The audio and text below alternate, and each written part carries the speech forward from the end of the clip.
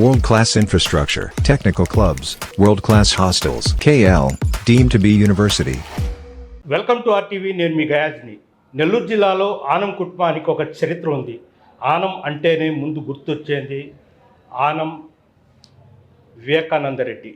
ఆయన కుమారుడే ఆనం మయూర్ రెడ్డి మనతో ఉన్నారు. ఎంతో మాట్లాడతాం. నమస్తే. ఎలా ఉన్నారు? బాగున్నానండి. మీరు బాగున్నారు? బాగున్నారు. చెప్పండి, మామూలుగా ఈరోజు నారా లోకేష్ జన్మదిన వేడుకలు ఎలా జరుపుకున్నారు? లోకేష్ గారికి రాజకీయ జీవితం చరిత్ర చూస్తే యువగలంకి ముందు యువగలం తర్వాత అని మనం అనుకోవచ్చు.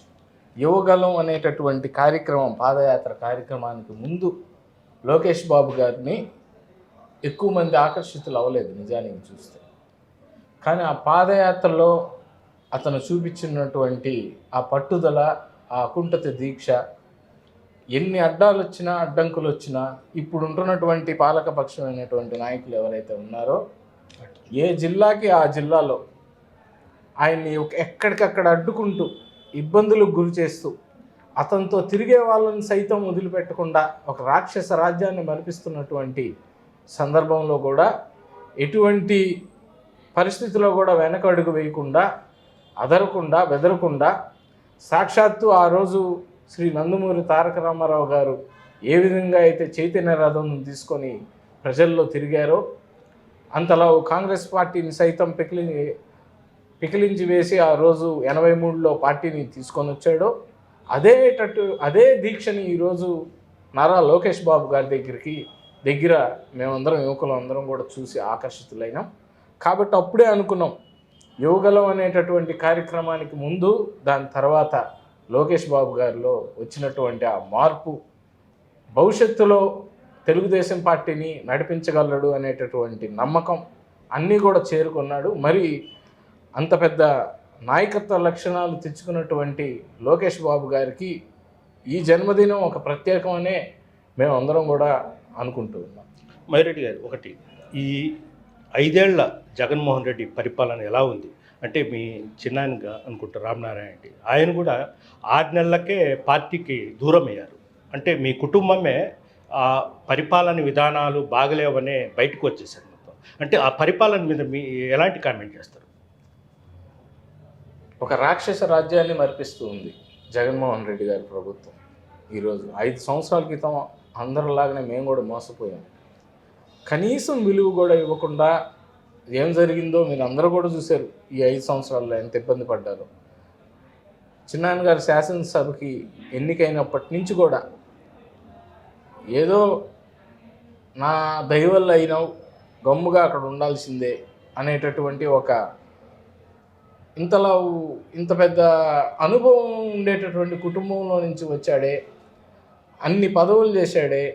నెల్లూరులో ఉంటున్నటువంటి నాయకులు ఎవరు లేరు. బహుశా 10 సార్లు శాసనసభకి పోటీ చేయడం కూడా జరిగింది. నెల్లూరులోనే కదా, రాష్ట్రంలోనే చాలా అరుదు అటువంటి నాయకులు. అటువంటి నాయకుడిని కూడా అతను విలువ ఇవ్వకుండా పక్కన పెట్టడం మా అందరికీ కూడా నిజంగా చాలా బాధ వేసింది. ఇక ఏం అడగదలుచుకోలే అతన్ని.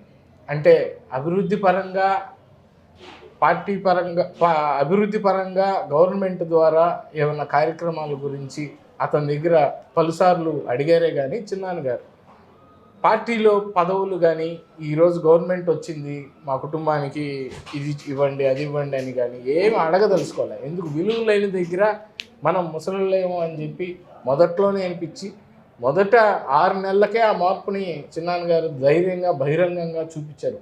బహుశా రాష్ట్రంలో మొదట చిన్నాన్న గారే అనుకుంటా. నెల్లూరులో ఒక మాఫియా నడుస్తూ ఉంది, స్మగ్లర్లు నడుస్తూ ఉన్నారు, వీటిని అరికట్టకపోతే ప్రభుత్వం ఇరకాటంలో పడిపోద్ది అని చెప్పి బహిరంగంగా ధైర్యంగా బయటపెట్టింది కూడా మా చిన్నాన్న గారే. మొదట్లో 6 నెలలకే చెప్పారు. అప్పటి నుంచి కూడా అతని మీద పార్టీ ఏమీ పెద్ద విలువ ఇవ్వకుండా పక్కన పెట్టడం మేమందరం గమనించాం. తప్పుని చూపించడంలో కూడా ఇంత తప్ప అనిపించింది మాకు. అంటే ఒక రకమైన హిట్లర్ పరిపాలనే. అతను తప్పు చేస్తే ఆ తప్పు మీదే ఉండాలి, అతను దండం వేస్తే దానికే అణిగిమణిగి ఉండాలి.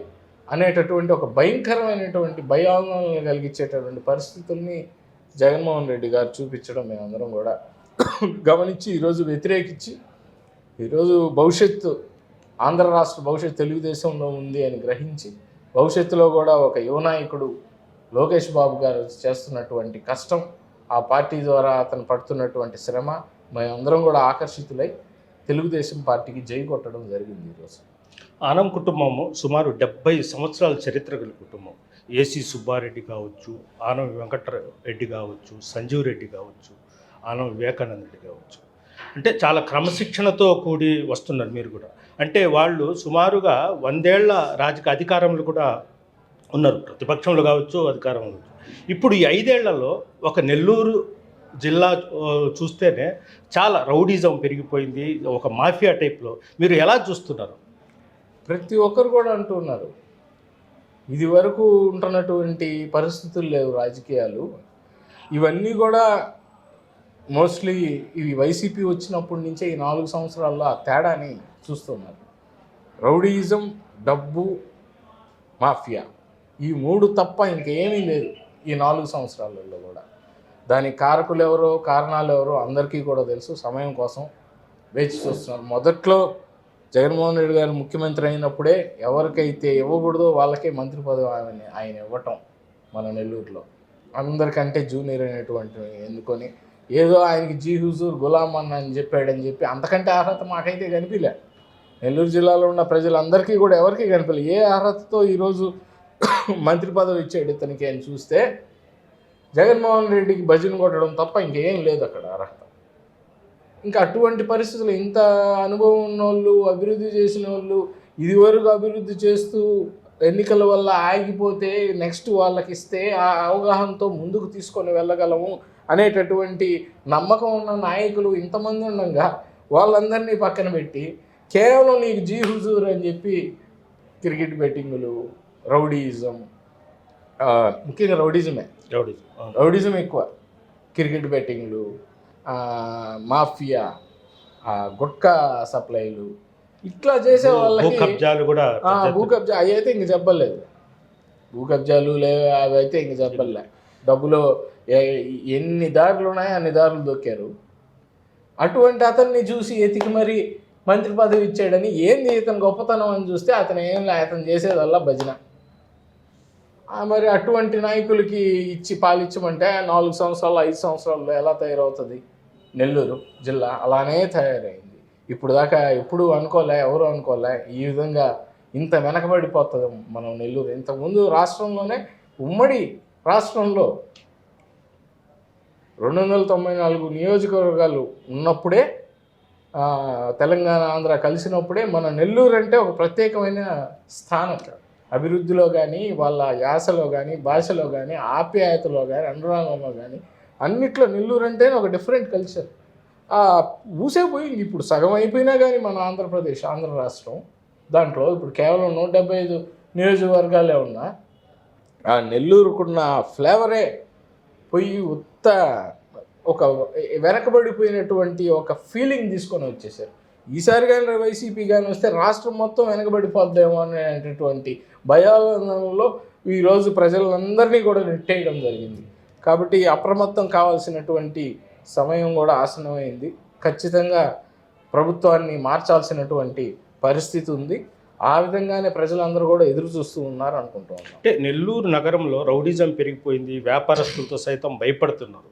అంటే మామూలుగా ఏంటంటే ఆనం కుటుంబం అంటే వివేకానంద రెడ్డి అంచురులు కావచ్చు, వాళ్ళు ఎదురు చూస్తున్నారు మళ్ళీ ఆనం వాళ్ళు రావాలి అనేది చూస్తున్నారు. చాలామంది ఉన్నారు, తెలియకుండానే చాలామంది మీ అభిమానులు కావచ్చు, మీ కుటుంబ సన్నిహితులు కావచ్చు, అనుచరులు కావచ్చు. మీరు రంగప్రవేశం ఎలా చేయబోతున్నారు ఏంటి? యాక్చువల్గా మా కుటుంబంలో నుంచి అయితే శాసనసభకి ప్రస్తుతానికైతే ఆనం రామనారాయణ రెడ్డి గారే ముందుకి ఈరోజు పోటీలో ఉంటారు. అంటే ఆయన వెంకటగిరి కావచ్చు, ఆత్మూరు కావచ్చు. నెల్లూరు సిటీ పరిస్థితికి వస్తే మీ ఫాదరు మున్సిపల్ చైర్మన్గా పనిచేశారు. అదేవిధంగా 2 దఫాలు 3 దఫాలు ఎమ్మెల్యేలుగా పనిచేశారు. అంటే అంత అనుబంధం ఉంది. అంటే వివేకానంద రెడ్డి సంతానంలోంచి ఎవరు వస్తారు? ప్రజలు కూడా చూస్తున్నారు. అది కాలమే నిర్ణయిస్తుంది, టైమే దానికి జవాబు చెప్పుద్ది. ఎవరికి ఆ అర్హత ఉంటే వాళ్ళని ప్రజలే తీసుకొని వస్తారు అని చెప్పి మేము కూడా ఎదురు చూస్తూ ఉన్నాం.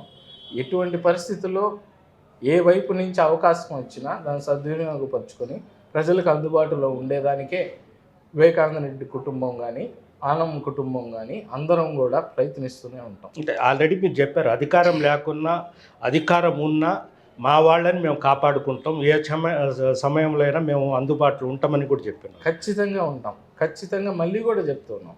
అధికారంలో ఉన్నా లేకపోయినా ఎప్పుడు కూడా మా వాళ్ళందరికీ అందుబాటులోనే ఉంటాం. కానీ చాలామంది వ్యాపారస్తులు ఉంటారు, కాంట్రాక్టర్లు ఉంటారు, కొన్ని బయట వ్యవహారాలతో లొసిగేటటువంటి పనుల్లో నిమిత్తమైన వాళ్ళు ఉంటారు.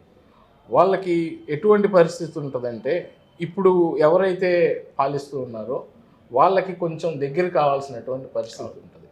మరి అలా చాలామంది కూడా వెళ్ళి ఇప్పుడు ఉండే వాళ్ళ దగ్గర ఉన్నారు. దాని అర్థం ఇంకా మళ్ళీ మాకు అవకాశం వచ్చినా చేయరు అని కాదు. మాకు ఎప్పుడు అవకాశం వచ్చినా వాళ్ళు మా దగ్గరికి వచ్చి చేస్తామని మా దగ్గర మాట తీసుకొనే వాళ్ళు వెళ్ళడం కూడా జరిగింది. దానికి మాకు ఎటువంటి అభ్యంతరం కూడా లేదు. వాళ్ళ యొక్క వ్యాపారాలు ఇవన్నీ కూడా రాజకీయాలు వేరు, వ్యాపారాలు వేరు కాబట్టి వాటి నిమిత్తం అందరితో కూడా కలిసి ఉండమని మేమే చెప్పాం. ఖచ్చితంగా వాళ్ళందరికీ మేము చేయగలిగింది 100% ఎఫర్ట్. వాళ్ళందరికీ అండ మేము ఎప్పుడు కూడా ఉంటాం. దానికి అధికారం ఉండాల్సిన అవసరం లేదు, అధికారం లేకుండా లేకపోయినా పర్వాలేదు. ఖచ్చితంగా వాళ్ళకి ఎటువంటి సహాయం కావాలన్నా మేము చేయగలిగింది. ఆనం కుటుంబం ఎప్పుడు కూడా ఎవరిని కూడా వదులుకోదు, వాళ్ళందరికీ కూడా అందుబాటులోనే ఉంటుందనే మేము ఇప్పుడు కూడా చెప్తాం. చివరిగా అంటే రాష్ట్రం మొత్తం మీద చూసుకుంటే అప్పట్లో మీ ఫాదరు అసలు గన్మ్యాన్ లేకుండానే రిటర్న్ పంపించారు నాకెందుకు అనేది. సగం బొద్దుకు సెకండ్ షోకి కూడా ఆయన ఒంటరిగా సినిమాకి పోతాడు. ఈ రోజుల్లో గన్మ్యాన్లు పెట్టడం ఒక యాక్షన్గా మారింది. దాన్ని ఎలా చూస్తారు మీరు?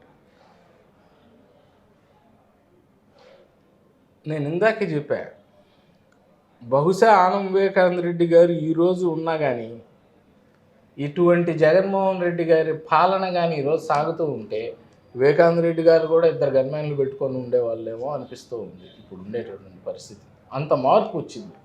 ఇది వరకు అవసరం లేదు, గన్మ్యాన్లు అవసరం లేదనే వెళ్తున్నారు. కానీ ఇప్పుడు పరిస్థితులు మారిపోయినాయి. ప్రాణహాని, ఆర్థికంగా హాని, నువ్వు ఏ పని చేసినా హాని, మొత్తం బ్లాక్మెయిలిజం ఇవన్నీ కూడా పెరిగిపోయినాయి. ఉదాహరణకి కొన్ని చెప్తాను. మన నెల్లూరు టౌన్ శాసనసభ్యుడు ఆయన యొక్క వర్కింగ్ స్టైల్ ఎట్టుంటుందంటే మేము గమనించిన దాంట్లో మొదటి నుంచి కూడా మంత్రి పదవి అయినప్పటి నుంచి కూడా ఎవరైనా సరే ఆయన దగ్గరికి వచ్చేయాల, రాకపోతే పిలవడు. ఆ రాని మనిషికి ఏమేమి ఉన్నాయో ఆర్థికంగా కనుక్కొని వాటిని అన్నిటిని ఇబ్బంది పెడతాడు. లేదు ఆర్థికంగా వాళ్ళకేమి వ్యాపారాలు లేవు, అతను ఎవరిని చూసి భయపడ్డు అని అన్నారనుకో, సెకండ్ స్టెప్ అతను పక్కన ఎవరు తిరుగుతున్నారో చూస్తాడు. వాళ్ళ వ్యాపారాలను ఇబ్బంది పెడతారు. వాళ్ళకు కూడా వ్యాపారాలు లేవు, వాళ్ళు ఎప్పుడు జనాలతోనే ఉంటారు, వాళ్ళకి తినేదానికి ఏమి ఇబ్బంది లేదు, వాళ్ళని మీరేం చేయలేరు అని అనుకుంటే రాత్రుల పూట వాళ్ళ పక్కనుండే వాళ్ళ ఇళ్ళకి ఎవరినైనా పంపించి కొట్టించడం, భయభ్రాంతులని చేయటం, ఎప్పుడైనా బయట ఎవరైనా కొంచెం చిన్న తప్పు చేసినా పోలీసులను పంపించి బెదిరించడం, అట్ట లాక్కోవటం, టీ బంకులతో సహా కొట్టేసి వాళ్ళు టీలో అమ్ముకునేటటువంటి పిల్లకాయలను కూడా భయపెట్టి లాక్కున్నారు. అటువంటి మైండ్ సెట్స్ కల్చర్ ఉండే అతను ఈరోజు శాసనసభ్యుడిగా వెళ్తూ ఉంటే మరి మాఫియాలు రౌడీజం పెరక్క ఇంకెక్కడికి వెళ్తుంది? మళ్ళీ ఆయనకే టికెట్ ఇచ్చారు, నేనే మా అధికారంలో వస్తానని ఘంటాబద్ధంగా చెప్తున్నాడుగా. చెప్పనండి, చెప్తే వాళ్ళ నాయకుడు ఇచ్చుకుంటున్నాడు, ఈయన నిలబడుతున్నాడు. మనకెందుకు దూల నిలబడమనండి, నిలబడాలా? నిలబడితేనే కదా జనాలు కూడా ఎదురు చూస్తున్నారు. నువ్వేందో పెద్ద పుడింగ్ అనుకున్నారు, ఇప్పుడు ఆయన ఏందో పెద్ద ప్రజానాయకుడు, ఇష్టపడే నాయకుడు. ఆయన రౌడీజంతో వచ్చాడు, పరిస్థితులు బాగలేనప్పుడు వచ్చాడు, జగన్మోహన్ రెడ్డిని చూసి జనాలు మోసపోయిన రోజుల్లో వచ్చాడు. కానీ ఇప్పుడు అట్ట లేరు, అందరూ కూడా ఎదురు చూస్తున్నారు. తెలుగుదేశం పార్టీ ప్రభుత్వం కోసం ఎదురు చూస్తున్నారు. అభివృద్ధి ఎవరు చేస్తారో వాళ్ళకు ఓటు వేద్దామని ఎదురు చూస్తున్నారు. అనుభవం ఎవరికి ఉందో రాజకీయాల్లో వాళ్ళని అందలం ఎక్కిద్దామని చెప్పి ఈరోజు ఎదురు చూస్తున్నారు. కాబట్టి ఎటువంటి పరిస్థితుల్లో ఇప్పుడు జనాలందరూ కూడా అటువంటి వాళ్ళని చూసి ఆకర్షితులయ్యే పరిస్థితి లేదు, అటువంటి వాళ్ళని చూసి భయపడే పరిస్థితి లేదు. అతను చేసినటువంటి రౌడీజం, అతను చేసినటువంటి ఆ మాఫియా, ఆ వైఖరి, వీటన్నిటిని కూడా మార్చేదని జనాలు కూడా సిద్ధంగా ఉన్నారు. కాబట్టి జనాలు కూడా ఎదురు చూసేది అదే. ఆయనే ఆ పుడింగే నిలబడాలి, ఓడిపోవాలి. ఇప్పుడు ఆయన నిలబడకపోయినా, టికెట్ ఇవ్వకపోయినా పెద్ద నేను కానీ దిగుంటే పెద్ద పులి నేను చెప్పుకుంటాడు. ఎందుకు దరిద్రం? నిలబడమనండి. ఆయన జగన్మోహన్ రెడ్డి ఇచ్చుకుంటున్నాడు, ఏం నిలబెట్టుకుంటున్నాడు, వాళ్ళ వ్యవహారం. మేము చెప్పాం కదా, భజన కొట్టేవాడికి ఇస్తున్నాడు, ఆయన ఇచ్చుకోమనండి. దాంట్లో ఏముంది? దానికి మనకెందుకు అభ్యంతరం? అసలు రాజకీయాల్లో తీసుకుని వచ్చింది ఆయన్ని, అనిల్ కుమార్ యాదవ్ని, ఆనం కుటుంబం మీద తెచ్చిన అతను చనిపోతే కనీసం ఫంక్షన్ కూడా ఫ్లెక్సీలు కూడా చింపేసిన సందర్భాలు ఉండేగా. చాలాసార్లు చెప్పాను నేను ఇప్పుడు దాకా మాట. నాకు చెప్పి నాకే సిగ్గేసి ఇంక వదిలేసా. ఇటువంటి వాడినేమి మేము ఇంతటి చేసాము అని చెప్పాలంటేనే మాకు సిగ్గుగా ఉంది, అందుకని వదిలేసాం. బలేదు, ఆయన మా దగ్గర మా ద్వారా వచ్చాడని ఆ పేరు బలేదు, ఏం బలేదు. ఈ మధ్య ఒక దగ్గర చూసా, అదేదో సినిమాలు బాగా చూస్తాడు అనుకుంటా ఆయన, శాసనసభ్యుడు. ఏదో సినిమా వచ్చిందంట, సాలార్ అనే సినిమా, దాంట్లో ఏదో సీలు కొట్టారంట, విలన్ సీలు. అట్టా నీకు జగన్ సీలు కొడతారు అని ఆడెడకో పోయి కూసేసి వచ్చాడు. వీడికి అసలు రాజకీయంగా తీసుకొచ్చినప్పుడు ఈ లోపల ఎవరు సీలు పడిందో ఒక్కసారి అద్దం ముందు నిలుచుకొని చూస్తే వీడికి అర్థం అవుతుంది. అవన్నీ మర్చిపోయి ఫ్లెక్సులు చింపుకుంటా పిచ్చోడు మాదిరి నా దగ్గరికి రాకపోతే ఫ్లెక్సులు చింపుకుంటా, నన్ను లెక్క చేయకపోతే వాళ్ళ మనుషులనే కొడతా, నన్నేమో ఆయన తీసుకురావాలి అంటే ఎవరికి తెలీదు. ఒకప్పుడు చిరంజీవి ఆయనకి బాసు, దేవుడు, అందరిని పొగిడి మిగతా వాళ్ళందరినీ తిట్టాడు. తర్వాత ఆనం వివేకానంద రెడ్డి ఆయనకి బాసు, దేవుడు, అందరినీ తిట్టి ఆయన ఒక్కడనే పొగిడాడు. తర్వాత ఎన్నిసార్లు చూడలేదు, వేమిరెడ్డి ప్రభాకర్ రెడ్డి గారిని నాకు బాసు, నాకు దేవుడు అన్నాడు. ఆ తర్వాత ఇప్పుడు ఆయనతో ఎట్టున్నాడో అందరికీ తెలుసు. తర్వాత ఇప్పుడు జగన్మోహన్ రెడ్డి నాకు దేవుడు, నాకు బాసు అని అందరిని తిట్టి ఆయన పొగడుతున్నాడు. చూస్తా ఉండండి, 2 సంవత్సరాలు జగన్మోహన్ రెడ్డిని నడి రోడ్డులో పెట్టి ఎట్ట తిడతాడు అటు తిడతాడు ఆ మనిషి. అలాంటోడు అతనేంది పోండి, మా వల్ల పైకి వచ్చాడని చెప్పుకోవాలంటేనే సిగ్గేస్తుంది. అట్లాంటి మనుషులు తీసేయండి. ఓకే, లాస్ట్గా అంటే ఆనం కుటుంబానికి సన్నిహితులు కావచ్చు, అల్చరులు కావచ్చు, మొత్తం వాళ్ళని చివరిగా అంటే 2024 ఎన్నికల్లో వస్తున్నారు, మీ చిన్నాయన గారు పోటీ చేస్తున్నారు, ఎక్కడనేది ఇంకా తేలలేదు. మీరు కూడా కాల అవకాశం వస్తే చేస్తారు. మీ అభిమానులు, మీ అంచురులకి ఏం చెప్తారు? తప్పకుండా ఎటువంటి అవకాశం వచ్చినా, కేవలం శాసనసభ అనేటటువంటి అంత పెద్ద పదవులే కాకపోయినా ప్రజలతో మమేకమై ఉండేదానికి, మన మనుషులందరినీ కూడా మీ అందరికీ కూడా తోడుగా, మీ అందరికీ రాజకీయంగా అండగా ఉండేదానికి ఎటువంటి పదవి వచ్చినా కానీ స్వీకరించి మీ అందరితో పాటు నడవాలన్నదే మా యొక్క కోరిక. మరి ఏ విషయమైనా కానీ ఇప్పుడు కుటుంబంలో పెద్దలు ఉన్నటువంటి ఆనం రామనారాయణ రెడ్డి గారి ఆశీస్సులతో ఆయన ఒక ఆధ్వర్యంలో రాజకీయంగా ముందుకు వెళ్ళాలా అని చెప్పి మనస్ఫూర్తిగా నేను కోరుకుంటున్నాను భగవంతుడు.